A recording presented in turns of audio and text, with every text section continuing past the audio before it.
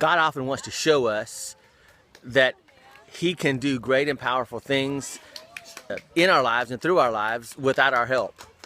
And there is none such better story in the Bible as the story of Gideon in the book of Judges, chapter 6 and 7.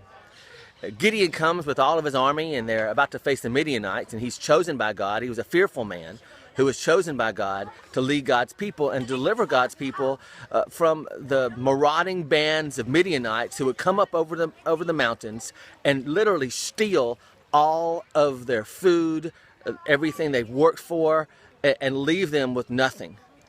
And so the angel of God came to Gideon in the book of Judges chapter 6 and says, "Mighty warrior."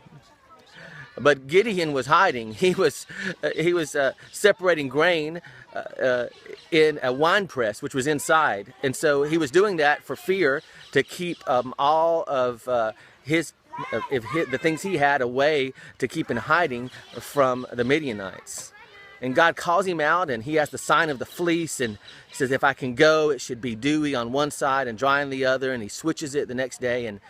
And so God just obviously has chosen him for a great work, but he has so much fear. And he wasn't the only one who was afraid. His army was afraid.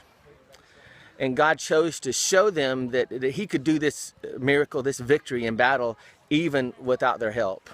And so they came here to this brook, and behind me is Gideon's cave, where he was called, and his brook, where the people were called, and such a powerful thing. And so behind me in this brook is where the soldiers came, and some of them lapped like a dog, and some of them drank with their hand, and just to separate them, to get down to just 300 men. And with those 300 men, they left this place, leaving the larger army behind, and went out over to the north to the hill of Moreh, and crossed over the hill of Moreh and surrounded the Midianites, broke their jars, showed their torches, and scared them to death. And they began to flee and fight and run.